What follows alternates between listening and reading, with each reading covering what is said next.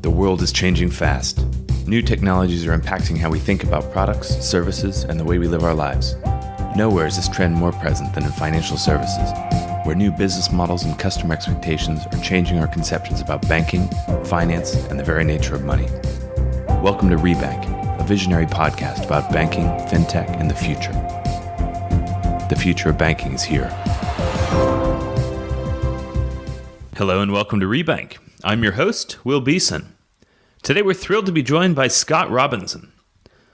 Scott's the founder and VP of Plug and Play Fintech, a fintech-focused startup platform run with partners including BNP Paribas, Santander, Credit Suisse, Deutsche Bank, TD Bank, Sberbank, USAA, Mitsubishi, Capital One, and on and on.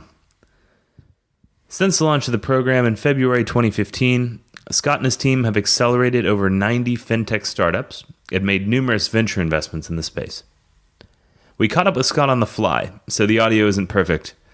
Apologies for those out there with sensitive ears. As always, connect with us on Twitter, Facebook, LinkedIn, or on our website at bankingthefuture.com.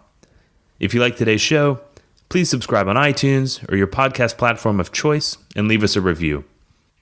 We've been added to a new podcast platform, Deezer, Deezer, highly recommended. Thank you very much for joining us today. Please welcome Scott Robinson. Scott, welcome to Rebank. Thanks for having me, Will. It's great to be here.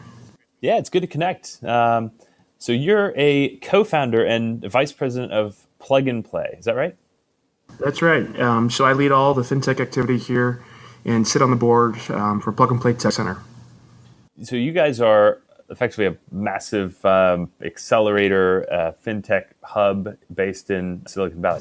That's right. Yeah, it's always difficult to describe us. We do quite a bit. I think the easiest way to understand is we're a family office that runs a co-working space and layers a number of innovation platforms on top of that. One element of that is an acceleration program. Another is an incubator program for the earlier stage, and then everything else in between. And it sounds like you've had some extremely successful investments in the past, names like Dropbox, PayPal, Lending Club. How did those come about? And I guess where did kind of Plug and Play come from? Absolutely. So it's actually a very interesting and kind of fun story. Our CEO, Saeed Hamidi, Iranian descent, came to the U.S. in the late 70s. And as a serial entrepreneur, he had 3 or 4 major businesses.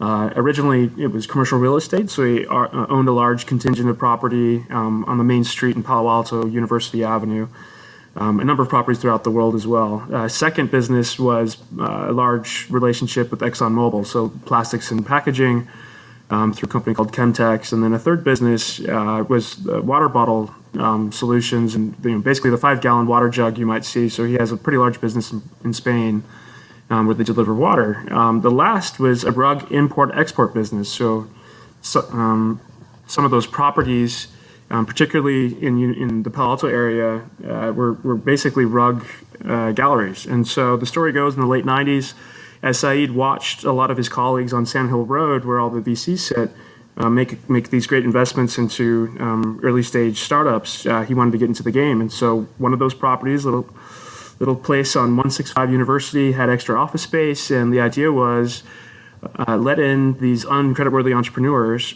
and then take a position within the company and kind of watch from behind the scenes how they execute. And so as luck would have it, in this one building, which we call the Lucky Building, the first few tenants included Pierluigi Zappacosta from Logitech. We missed the investment there, but then the next would be Larry and Sergey from Google. So they grew from 3 to about 50 people. I think there was a small investment through Ron Conway's syndicate. And then the real story kind of began with PayPal when Max Levchin and Peter Thiel walked in. We were able to attribute some of the rent back into a seed investment. Later, Andy Rubin would come in, so we made an investment in his company called Danger. And so at the time, we were originally a family office. But through about 2005, these investments obviously converted PayPal to eBay. Danger ended up going to Microsoft. We met David Marcus through his company Zong. And so in 2006, we took the facility I'm here at now, our headquarters. So it's nestled right between Google, Apple, LinkedIn, and everyone else here in the Valley, about 180,000 square feet. and we house about 450 startups. And then later, as we kind of expanded, beginning in 2009 and 2010, we began to engage with large corporations and augment on much of their innovation strategy. So building out acceleration programs that were specific to some of their challenges. And then in 2013, we kind of pivoted through that business model to create more or less a consortium offering. So we tried to capture each respective industry with a large contingent Fortune 500 entities to glean both their industry needs and some of the signal, as well as building out a soft landing or opportunity for our startups. Wow, that's quite the story, and I guess if one thing led to another the way it did and clearly worked out well, then it's no surprise that over time you guys have worked with some interesting companies. I was interested in connecting with you and having this conversation because by nature of Rebank being based in London, we tend to connect with a lot of London-based, a lot of European fintech types, whether it's companies, founders, VCs, whoever else, occasionally Asian, North American. I think you, based on your role and kind of given where you are at a place like Plug and Play, would you say 450 companies at your offices? I mean, wow, talk about exposure. And that's just our headquarters. So we have another 20-something locations around the world. Another example would be what we're doing with BNP Paribas in Paris at Station F. So we have a fintech acceleration program there, which is going on its second cohort. So yeah, it's we're very busy. I'll say that. Yeah. All right. So if you're heading up fintech over there, you presumably have one of kind of the best overviews, fingers on the pulse of kind of the fintech space. Certainly, as U.S. fintech is concerned, and I thought that would actually be an interesting topic to cover today. So just kind of high level trends in fintech, what's going on in the U.S. I think there's some really interesting developments we've seen lately. Everything from ICO booms, which I don't think has really escaped anyone's attention, to things like the proposed bank fintech charter that's been floated around, kicked back. A few recent news items: SoFi going for a banking license, changing management and changing their minds. Square applying for banking license. Kind of some rethinking, some challenging of the way that the relatively traditional kind of U.S. regulatory environment works from a federal and state level, and whether there are perhaps other models that might be considered in the U.S. to start to bring some of the same innovation that's being seen in places like the U.K. and Europe. Let's kick off. As far as blockchain goes, right? So all the rage in 2016, certainly been a hot topic this year too. I think you guys have some companies specifically who have been making headlines in the blockchain space. Is there anything you'd want to maybe talk about there? Yeah, absolutely. So, just as yesterday, I believe, or the day before, CFTC put out some content relating to their take and paradigm for ICOs. And so, we've been, as Plug and Play proper, pretty well positioned over the past 4 or 5 years in this space. The quick history is, our friend Roger Ver started the first Bitcoin meetup in the world here called Silicon Valley Bitcoin, and a few years back, he passed it over to us, and so I ran that every single Tuesday for a couple of years. Hundreds of speakers from all around the world, and so in doing so, and understanding the community and getting to know some of the entrepreneurs, we've been very well, I'd say, in tow, looking at opportunities, and as a result, many of those folks that would attend ended up creating companies later, and so. Over the years, the conversation initially was, and particularly with the corporate and I'd say regulator, we don't like Bitcoin, but we like the underlying technology. And that is, kind of transferred into this explosion of activity in blockchain. And just to kind of give an example of what's happened just between 2013 and now, as of yesterday, Q3 2017, 300 million plus has been deployed into general blockchain solutions. And that's north of both wealth management and insurtech for the quarter. So that should be a pretty significant indicator over the years. We watched a lot of capital go into the Bitcoin space between 2013 and 2015, pretty much paralleling what we saw as far as capital deployment, accounting for some of the changes over time. But in inflation and all. But yeah, pretty much the same thing that we saw in 1993 through 96 for investment into the internet. So blockchain at this point has a number of kind of regulatory definitions throughout the world. We work with a number of different government agencies, and I've given testimony and tried to help a bunch of these folks understand and wrap their mind around what's happening. But the ICOs proper at this point, initial coin offerings have amounted to roughly $2.3 billion in the past 8 months. That represents more capital deployed at the seed and angel level than your traditional seed and angel investor. So I think two major things have happened, and I'll start with ICOs and kind of come back to blockchain. So number one, on the ICO side, the leverage has shifted entirely into the startups, I think, corner. And in doing so, basically a startup can name a time, an amount, and if properly marketed with a good company, can very quickly raise their money. And more importantly, they can raise it under their own terms with an expectation of when the funds come in and so on and so forth. So to the startup, that's incredibly powerful. And more importantly, it's decentralized in nature. So you can raise money from anywhere. You don't have to go and parade down Sand Hill knocking on doors. The second major, I think, shift that we've watched is this recognition of the difference between utility versus a security. And so per the 1933-34 Securities Act, there's a lot of startups that have gone about the ICO process and really leveraged it more or less as a security. So there's no specific utility for the token within their product or the actual blockchain, no leveraging of, say, some sort of added value or feature that makes that token required to be used for that product.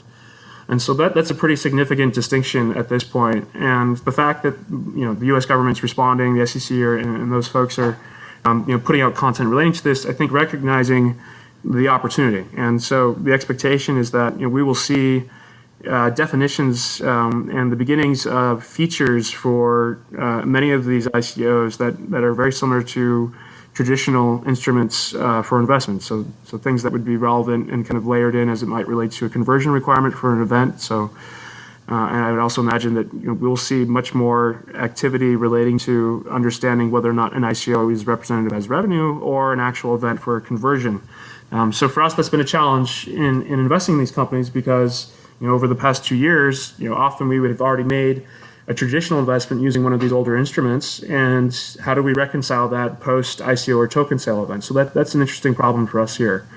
But from a grander blockchain perspective, I have to say, in the past 12 to 24 months, we have seen a pretty significant shift of pure financial services use cases to an explosion to many different areas, many different industries. So I think that's indicative of generally the appreciation and understanding of what the technology is and what it represents. And at the end of the day, it is the first time we have digital trust. It's trust outside the human realm, outside the human purview. So that in and of itself is a pretty significant innovation, and I think we have yet to understand what that may mean in the years to come.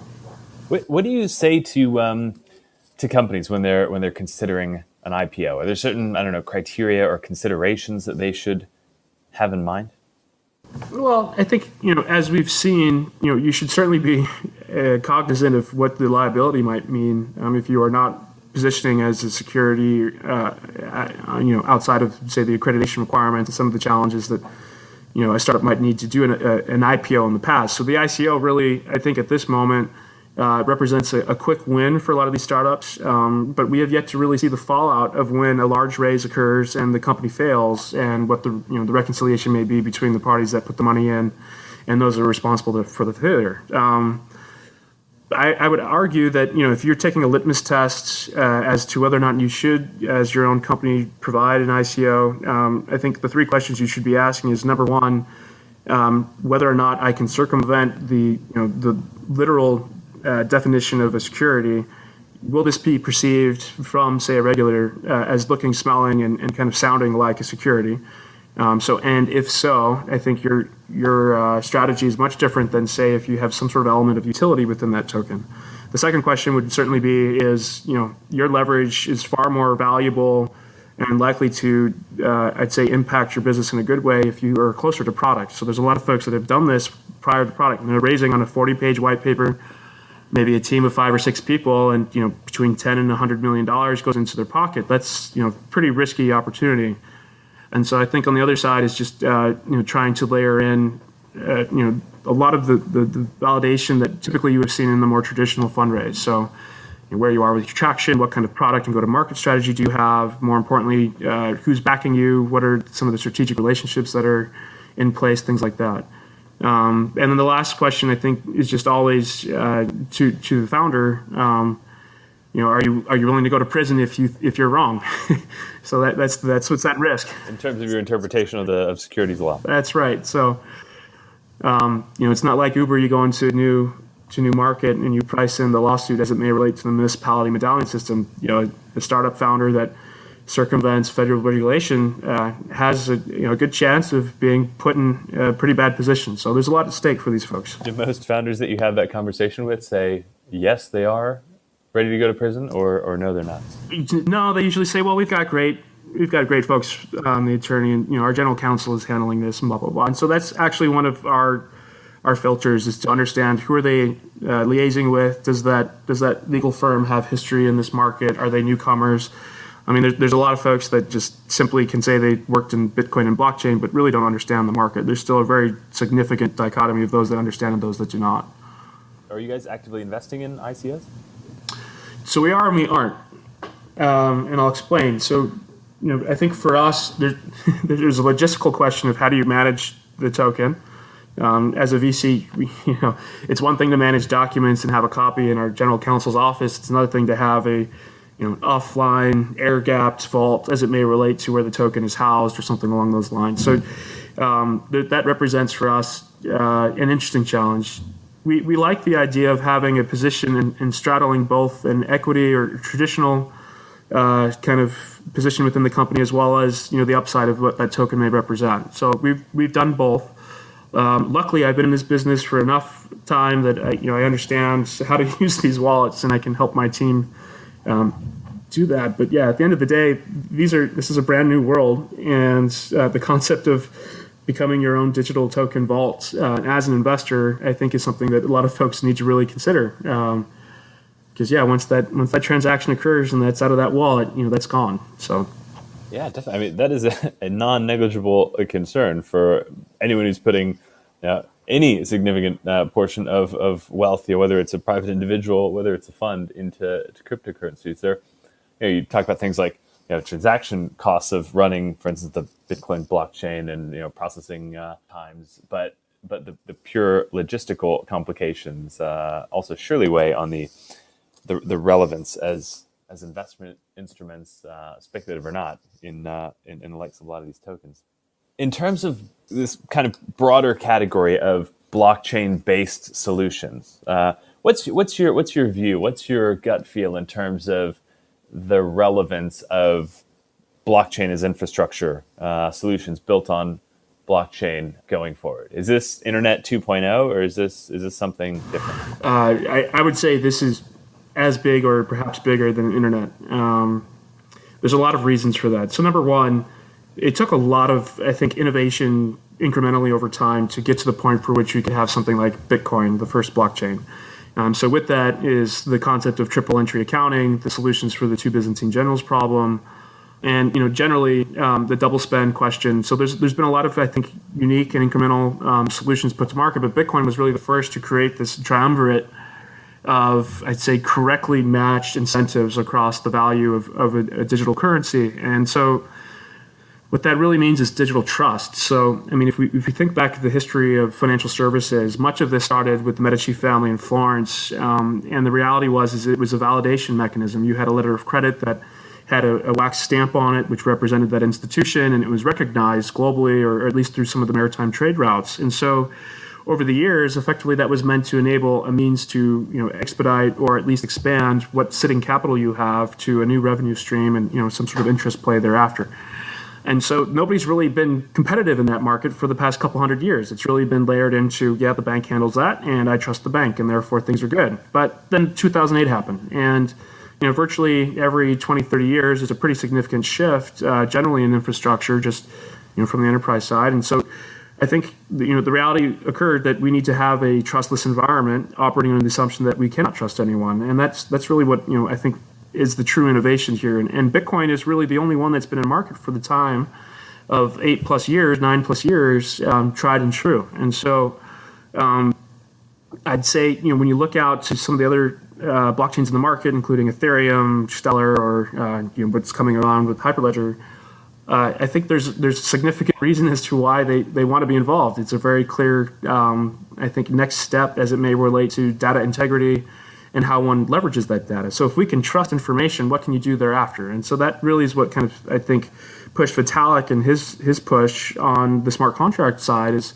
you couldn't enable scripting within the Bitcoin block. And so we really have, I think, the very beginnings of this technology now touching on the very early days of use cases. And so what I'm seeing right now really is solutions that are focused on non-custody of funds, really data integrity type plays. So a great example is a company called Factum, which is working on basically the provenance of data as it may relate to an asset. So for example, a property title, who were the parties involved, what did they sign, and then if you can reference that title over time through transactions, you can avoid the challenge that we saw a few years ago in China where a coal mine was sold 3 times over to Standard Chartered and others. And so what happens if you can trust your information?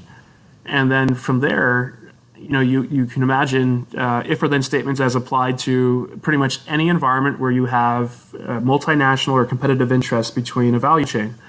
And so that changes everything from reputation to identity to referencing perhaps even very straightforward binary inputs that could be sensor data, that could be virtually anything that is, as it may relate to a trust requirement. So with that being said, blockchain to me represents a very similar kind of moment back in 93 or 94 when we were just playing around with this concept of group chat or signing on to CompuServe and talking to one of your friends across the country. And so we never would have expected that you'd be able to 20, 30 years from now have 140 characters that impact an entire Egyptian revolution, for example, or a lot of the other solutions that have come to market as a result of just this simple chat function. So I think we have a lot to learn as to how this will be applied, but I can say from my position, those that are focused on data integrity challenges, so whether that's tracking asset through its distribution to retail environments down to the consumer, or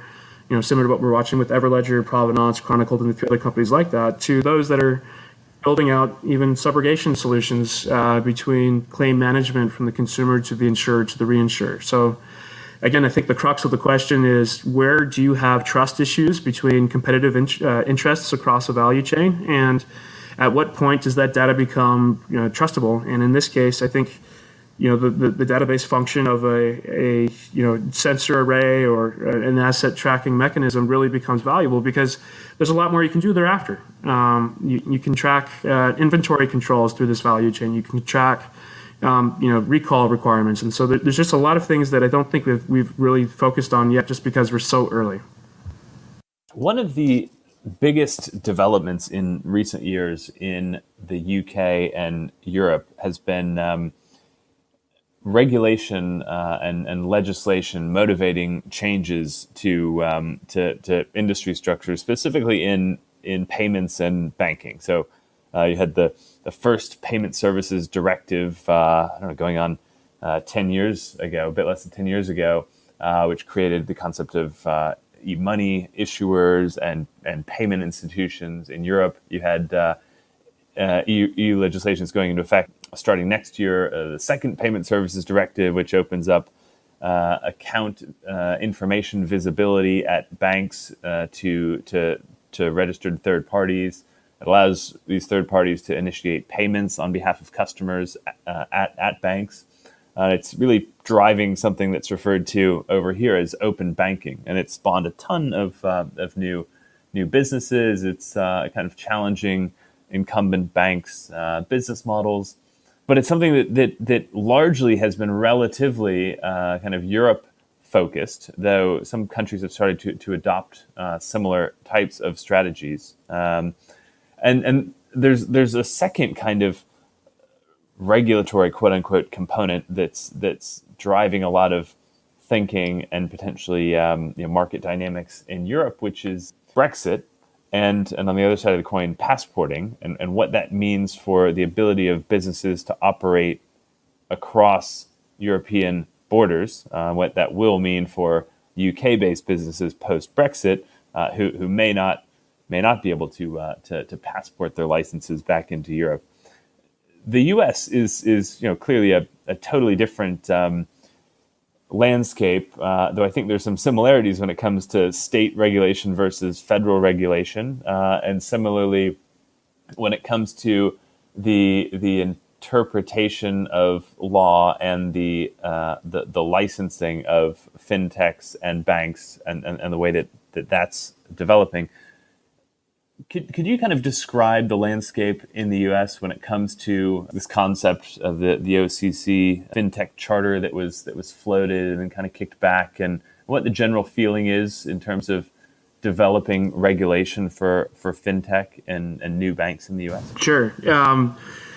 At the crux of the challenge is the dichotomy of, on one end, creating an environment as close to permissionless innovation as possible, versus the other end, which is the consideration and largely, the protections required for the consumer or investor or others that are involved within that landscape. So, the United States in particular is a very difficult market for fintech in that you have roughly 5 governing agencies and then 50 states, which each have their nuances as it relates to recognition of a particular, regulation and the requirements behind that. So, a good example is what we saw. In the past couple of years with NYDFS as it relates to their Bitcoin response. And so, the U.S. arguably is one of the largest markets. It's very slow moving. It's notoriously siloed across some of the sectors relating to fintech activity, whether that's a payment side or generally just some of the point of sale challenges that we see. And so, to parallel, some of what we've seen elsewhere. You mentioned PSD2. We've watched very closely what Singapore is doing. In fact, they pushed out about a year ago a large laundry list of API requirements. So it was very smart, forward-thinking push in the sense that they named the actual stack language, who has custody of the data, the flow function, all that kind of stuff. So a really simple template and rubric for each use case. And Canada's done the same, and while we expect the U.S. to follow, again, we've had a lot of these challenges that have both a splintered market as well as kind of splintered understanding of what is the requirement. And so I kind of touched on this earlier, but fintech and a number of other different domains and industries, so for example, health or insurtech, innately have a PII challenge. So the private information that could be passed along them. And as probably best highlighted is what we saw in the past few weeks with Equifax. U.S. regulation is at a point where we have, as you mentioned, fintech sandbox offerings and a number of different, strategies in which we can create this kind of permissionless environment. But the reality is that it's very slow and it's very archaic. And, the contrast would be, again, back to Singapore. If you're a startup there and you wanted to get a question answered from the monetary authority, they have basically a 24-hour turnaround. So a startup can be very approachable into one centralized understanding of what they need to do to be legal. Whereas in the United States, you got to knock on 20 doors. Maybe it's the wrong agency. It's the wrong person within that agency. I think just from the go-to-market perspective, there's a lot of challenges there. The area that we see a lot of, I think, activity is generally when it comes to the data center, because that's I'd say the pivot point or the origin for which a lot of this activity will eventually touch on some of the PII. So, for example, a lot of folks are talking about artificial intelligence as it may relate to fraud detection or consumer behavior.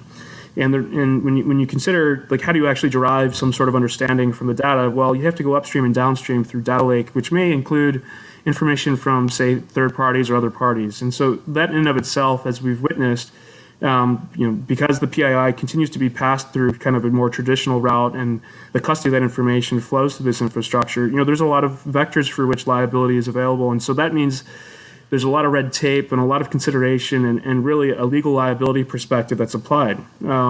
Whereas in the different markets, for example, what we're watching with some of the third-party PSD2 players that will come about in the next year, it's a very different mentality. So to come back to your question, I think the general business model as we see it as it relates to payments will certainly shift. And I would argue it's going to shift very similar to what we've seen in the media industry as it relates to news and news distribution. So, for example, you can get the information as it relates to an earthquake via Twitter that occurred maybe 20 minutes ago, 200 miles away from you.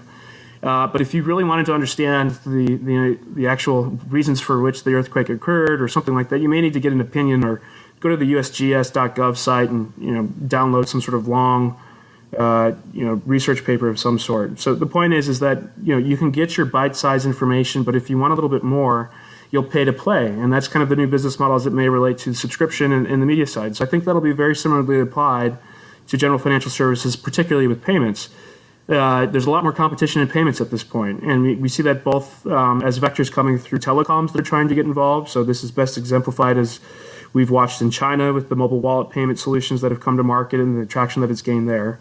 And so to contrast that, we're still very slow in the adoption as it relates to Apple Pay and some of the other solutions here, although you may have seen the recent announcement relating to Venmo and basically the ability for anybody to now pay, whether online or in person, by way of anywhere that PayPal is accepted. So they will be adopting a very similar strategy to indoctrinate the user at the consumer level from a peer-to-peer as well as to a peer to, say, a retailer or consumer or e-commerce play. So that in and of itself will shift, I think, generally the regulatory requirement of what's passed. And so RegTech, I think, is a very, important and I think burgeoning market that will certainly touch on some of these challenges. So, for example, how do you in real time push through stress testing correctly, and then from there, what are the steps as it may be related to the regulatory reconciliation with somebody that's in violation of that stress test? So the regulator now is scrambling to kind of, I think, build out what the policies enable, both, again, back to this permissionless innovation concept, but almost in a probationary on-ramping mechanism. So the United States is behind. I'd say we're generations behind. We have challenges in indoctrinating, say, a very simple path for a startup.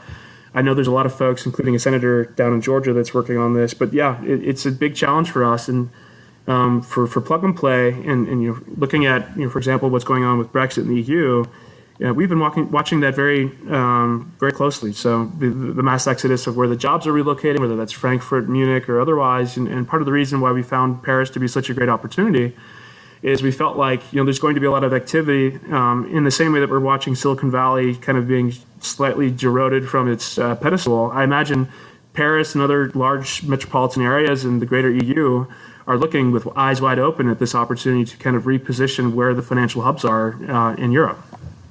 Stepping back just slightly, and kind of based on the view that you have into the hundreds of companies that you guys work with, and the spectrum of work that you're involved with, what are you most excited about in fintech right now? So it's a really simple answer. There's 2.5 billion people in this world under banks. We have the technology. Why aren't they banked yet?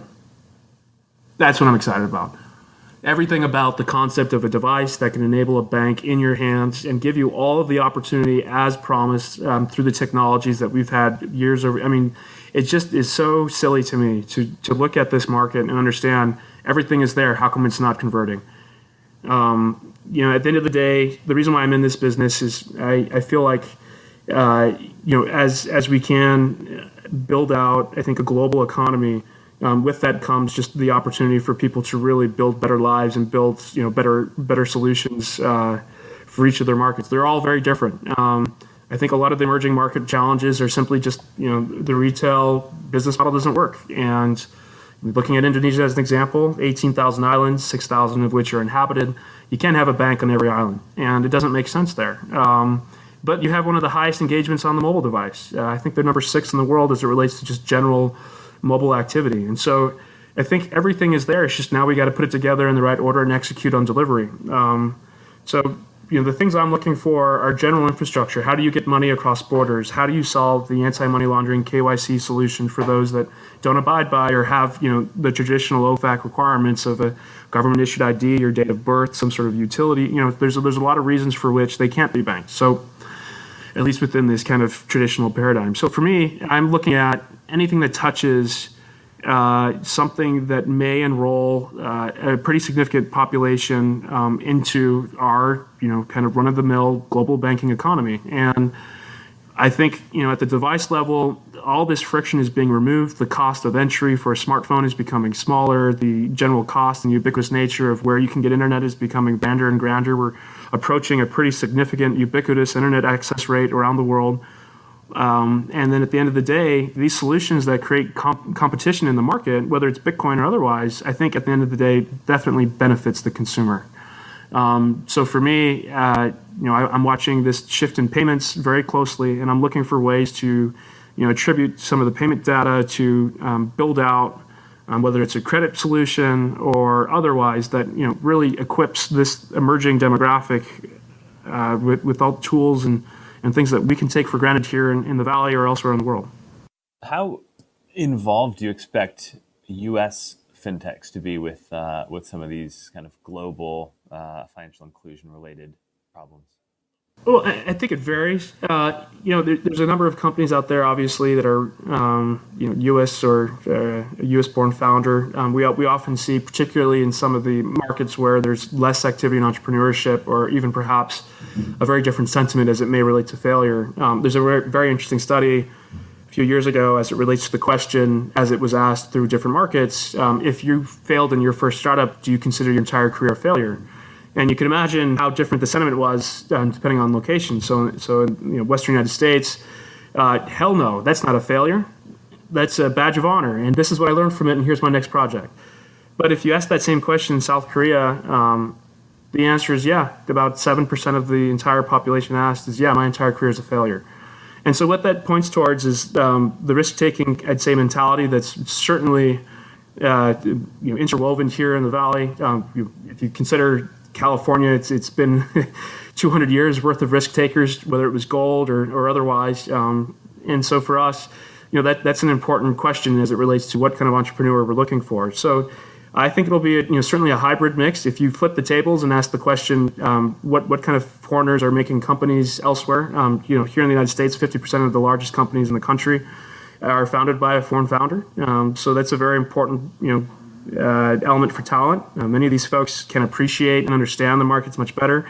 There's a very big difference from, say, a Silicon Valley startup that's doing something in Bitcoin remittance and then goes out to the Manila and understands some of the real world challenges as it may relate to converting these payments. So I think it's hybrid. We like the idea of being able to drop ship or tech transfer these startups into different markets, but usually, and this is kind of where one of our major value propositions come into play. We try to leverage the channel of our partners. So, in fintech, for example, we work with about 30-something large financial services groups. So banks like MUFG out of Japan or BNP Paribas out of Paris. And, these folks can give us, by way of just generally their market position as well as kind of where they sit in the industry, very important and insightful kind of methods as well as resources for these startups to enter these particular markets. And so a great example of this is, the United States is probably 4 or 5 generations behind in payment technology comparative to Singapore. But perhaps there's a unique business model that can glean SKU level information that would be applicable in Singapore, not necessarily the other way around. So I think that's kind of, when we look at what opportunities we might have for startups, the first few questions we're usually asking is this a technical co-founding team? Do they have market experience within this domain? And is their path to market top-down as an enterprise channel or otherwise? And so those are kind of very small litmus test type questions, but they do give us a pretty good understanding of the method and strategy we'll need to implement for them to be successful. Switching gears slightly for what may end up being one of the last questions here, but based on your experience working with so many startups, successful ones as well as I'm sure unsuccessful ones, what is it about a founder or a founding team that has a higher contribution to success? I think there's probably 3 things. First and foremost, the startup founding team understands that their most important commodity is time. And so that, I think, also reflects both focus and perhaps more importantly, their understanding of where they sit as it relates to product market match. And I'll explain that a little bit in the sense that we often see startups in a position where they have 3 or 4 opportunities to work with folks. And the reality is perhaps they can only really do one thing well or maybe 2 of these projects well. And so being able to say no and focusing in on what is perhaps the greatest opportunity is very important. Staying laser focused, and I would say that there's a reason why Mark Cuban says do one thing and do one thing well, and we definitely think that there's obviously a similar kind of storyline or narrative to those successful startups. They started at one thing, did that very well, they mastered it, and then from there they were able to roll out feature sets. So number one is just being very focused. Number two is I think they never outsource their tech team. They're always a team that typically has a technical founder who understands that technology, is not new, is not building out something that's foreign to them, perhaps comes from industry and has moved into this space after recognizing an idea. So I think, if number one is just understanding the commodities that you have available and the resources, number two is definitely the makeup of the talent of that team, and then number three is probably the route for which they decide that they're going to implement the technology. So in other words, creating a strong, robust go-to-market strategy. Often our startups are enterprise-facing, so about 80% of these folks that we've worked with, about 160 startups proper in our accelerator program in the past 2.5 years, and hundreds more outside of that. These folks leverage channel relationships very well. So they understand that having the validation of a third party that's working with them can open many doors, and more importantly, if they're a 23, 24-year-old working on a very, I'd say, disruptive business model, having that third party as validation when you're on the 40th floor, out there on Wall Street, that's definitely an important element to your success. So, I think the last thing that I'll say, just generally off the cuff, is they just never quit. They just don't stop. Your weekend is my opportunity kind of mentality. So there's no such thing as a no for them. That's just where everything starts. So go-getter, and they wear every hat. That type of team that understands that there's a window for which they can be successful, recognizes that they have to be focused, and builds internally. I think those are generally the makeup, and that's a fairly vanilla type, I'd say, filter perspective. But it's a very consistent, I'd say, number as we relate to binarily whether or not they're successful. Scott Robinson, what's the best way for people to find out more about your work and connect with you directly? It's really simple. plugandplaytechcenter.com/fintech. And my email is Scott, SCOTT, @pnptc.com. So Paul, Nancy, Paul, Tom, Charlie.com. Great. Scott Robinson, thank you very much for joining us today. Thanks, Will. It was great to be here. Thank you very much. Thanks for tuning into Rebank. If you like today's show, reach out. Follow us on Twitter @Rebank Podcast and join the conversation. For more on banking, fintech, and the future, check out our regular content at www.bankingthefuture.com.